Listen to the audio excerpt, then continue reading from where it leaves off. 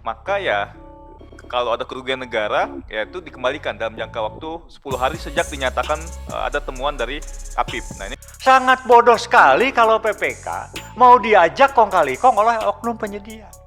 Itu diskresi yang di dalamnya ada pidana. Banyak yang mengeluarkan diskresi, tapi di penjara ada. Karena di balik itu dia punya kepentingan.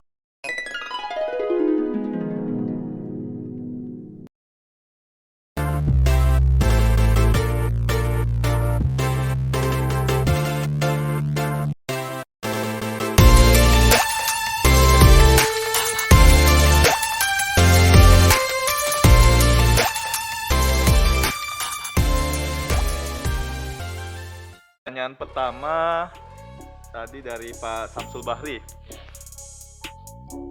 Ini kaitan dengan kerugian negara apabila pelaku sudah mengembalikan kerugian negara, apa langkah selanjutnya. Jadi dalam konteks Undang-Undang 30 tahun 2014 tadi saya sampaikan bahwa konteks kebijakan dan atau tindakan itu kan alas haknya dua. Pertama, dia sesuai dengan peraturan perundang-undangan, dan kemudian kedua sesuai dengan azas umum pemerintahan yang baik.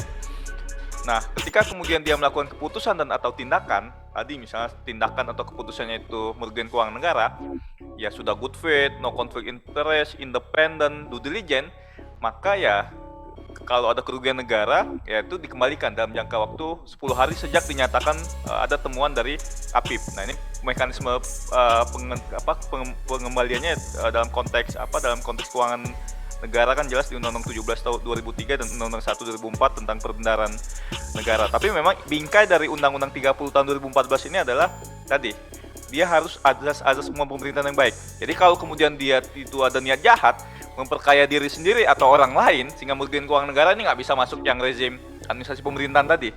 Jadi memang dia itu membuat keputusan atau tindakan tadi itu dibingkai dengan azas umum pemerintahan yang baik. Tadi misalnya good faith, no conflict interest, independent, dan due diligence. Tapi kalau misalnya tadi disampaikan oleh konteksnya itu oleh Pak Ranu, misalnya ada mens rea, niat jahat gitu kan, memperkaya orang lain, ada arisan proyek gitu kan, kemudian dia kongko-lingkong dengan pelaksana di lapangan dengan teman-teman di pengadaan barang dan jasa, yang jadi soal itu. Tentu bingkainya adalah azas umum pemerintahan yang baik, dan mekanisme pengembaliannya ya diatur sesuai dengan Undang-Undang 1 2014 tentang perbendaharaan negara. Kemudian kedua, apa sih ukuran mens rea ini? Konteks hukum pidana ya, niat jahat itu ya jelas ya, memang ada sikap batin dari dia ya, yang kemudian dari awal niatnya itu sudah dalam rangka merugikan keuangan negara.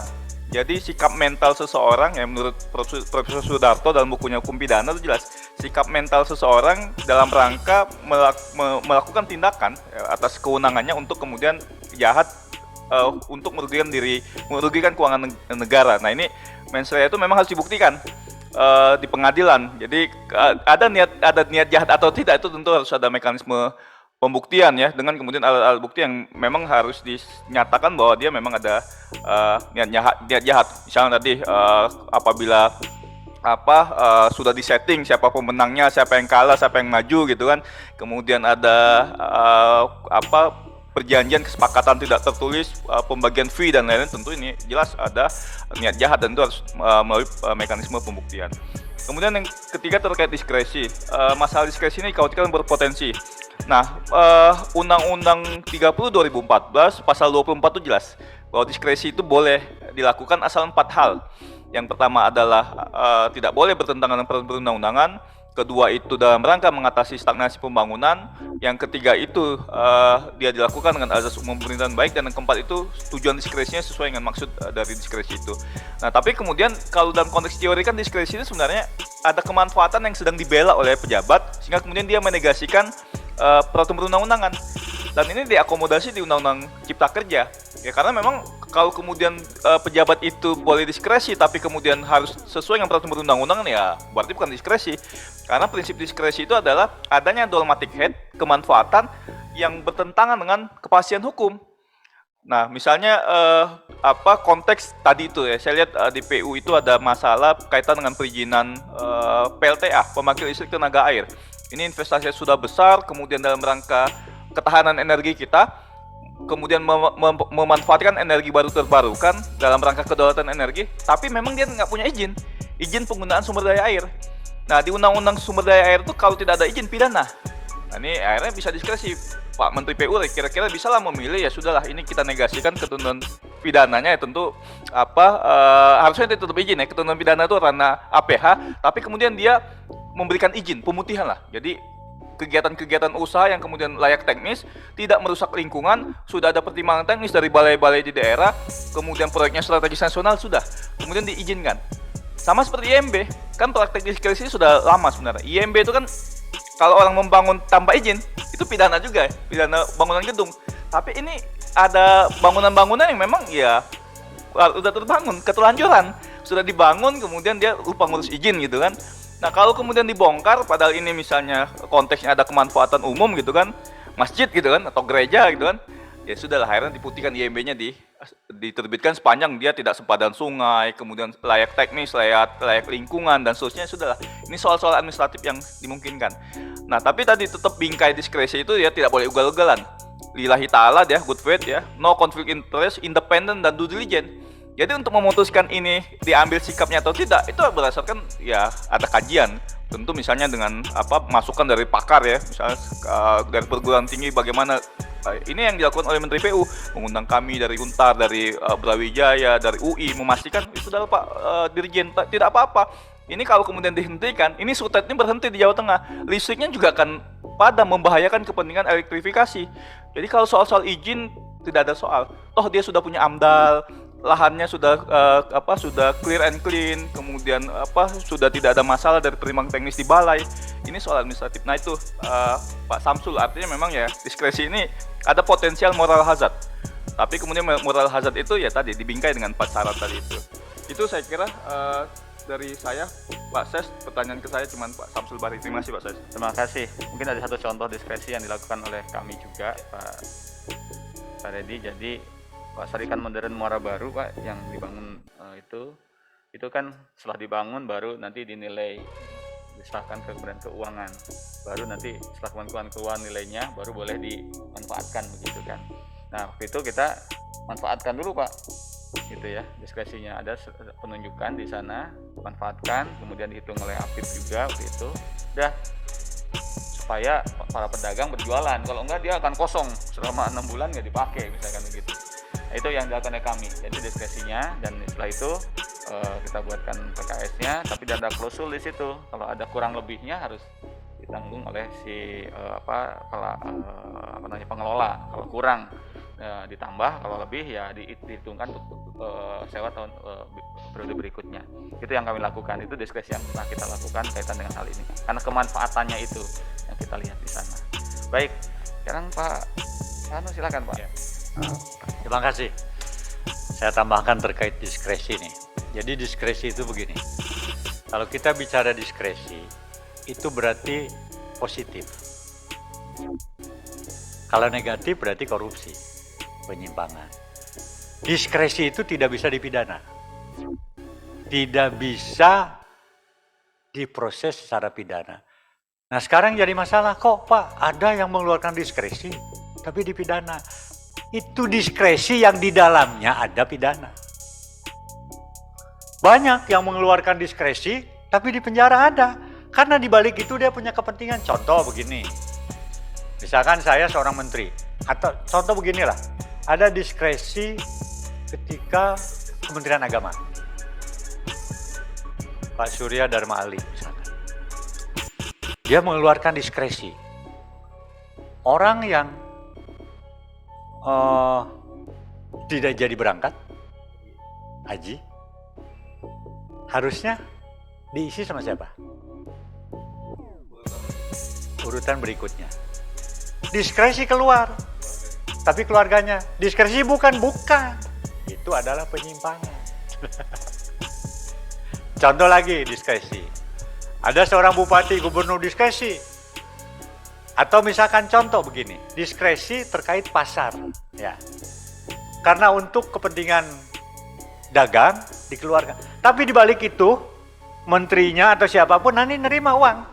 Itu bukan diskresi. Ketika kita bicara diskresi itu putih. Dia mengeluarkan itu tidak bertentangan dengan peraturan. Memang nggak ada aturannya. Mengisi kekosongan hukum. Dan biasanya diskresi itu sekali. Nggak berulang. Ya Pak Redi, nggak berulang. Diskresi itu sekali. Setelah itu, ternyata ini nggak bisa nih. Tapi harus jalan. Keluarkan diskresi. Itu dibolehkan. Tidak boleh berulang. Kalau sudah keluar diskresi, untuk berikutnya dijadikan pedoman, jadi aturan. Bukan diskresi lagi. Kalau ada diskresi 2 kali, tanda tanya. Makanya ada pertanyaan tuh.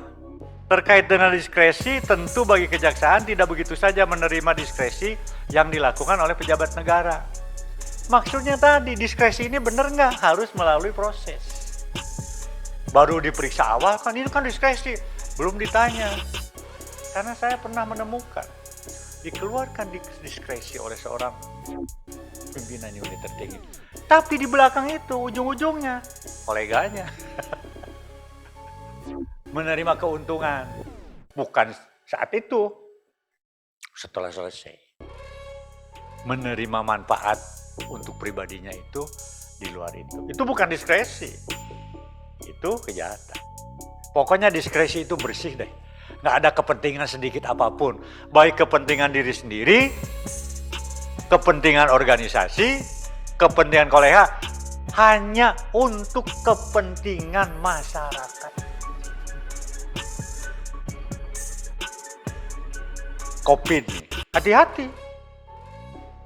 Kan belum selesai. Karena ingat, kalau kita melakukan penyimpangan, korupsi, yang mengarah ke korupsi 18 tahun baru daluarsa. Jadi bisa diuji nanti, ini terkait nanti diskresi untuk beli obat, beli apa, itu nanti, bukan sekarang. Sambil mengumpulkan bukti. Banyak kan masalah-masalah seperti itu. Jadi hati-hati ketika mengeluarkan diskresi. Tadi harus ada syarat-syaratnya yang disampaikan Pak Redi. Jadi nggak boleh keluar dari situ. Makanya kalau ada orang melakukan perbuatan melawan hukum,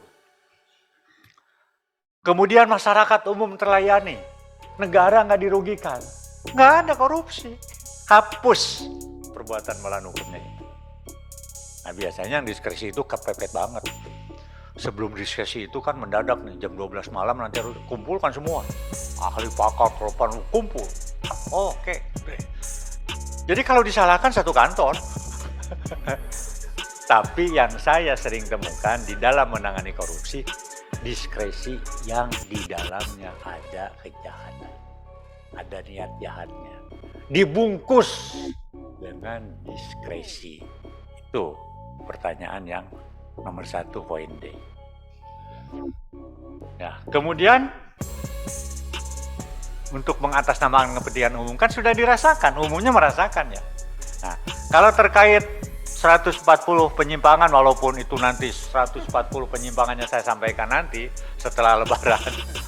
Tapi akan saya jawab. Intinya yang banyak berpotensi melakukan penyimpangan, biasanya datangnya awalnya dari oknum penyedia. Yang paling bertanggung jawab penuh adalah PPK. Terhadap fisik dan keuangan, itu yang bertanggung jawab adalah PPK. Sangat bodoh sekali kalau PPK mau diajak kong kali kong oleh oknum penyedia.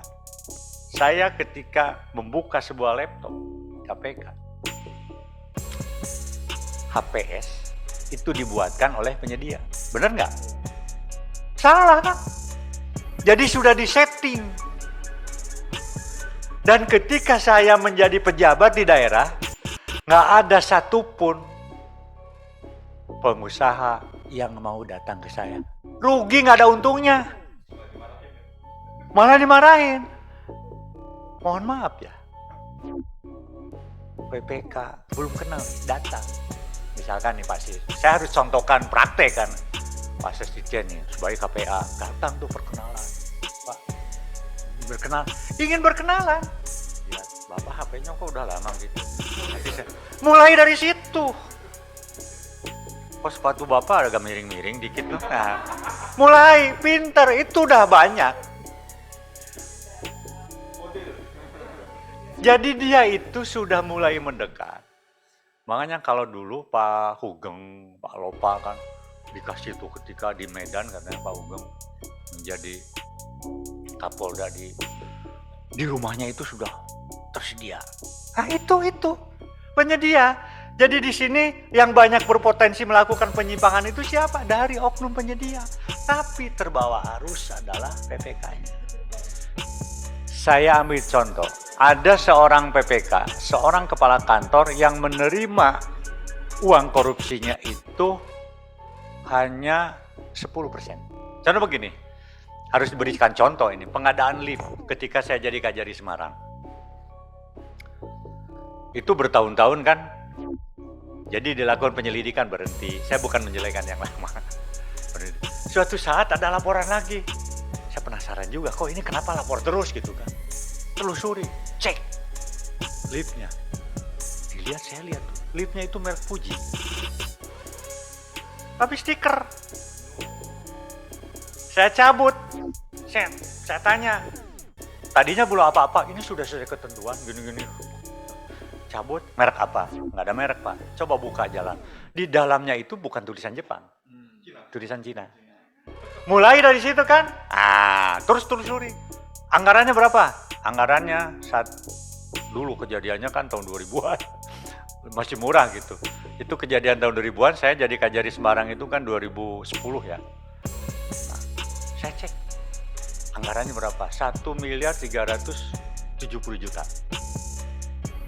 Anggarannya seperti itu. Dibuka PO-nya semua kan, itu hanya 375 juta. Berarti markup-nya berapa? Hampir 1 M. Kemana saja uang itu? Panitia pengadaan 2 juta. Pengawas 5 juta. PPK paling 50 juta. Kalau dihitung-hitung 100 juta. Makanya banyak yang menikmati itu dia. Ternyata dia itu juga nyawer. Mana-mana. Oknum coklat, oknum macam-macam, oknum orang. Jadi ternyata walaupun dia sawer, keuntungannya masih besar. Dia sawer dari 1 M sawer. Sekian. Kesawer semua. Jadi bodoh sekali. Seorang PPK, seorang KPA dikasih 5 juta dari proyeknya segitu. Kan kalau dikasih 1 M, dari berapa M? Dikasih 1 M, gak sadar nih. Padahal dia korupsinya lebih dari itu. Saya tanya, ada pengusaha sekarang yang menggunakan seret dari 100.000? Gak ada kan?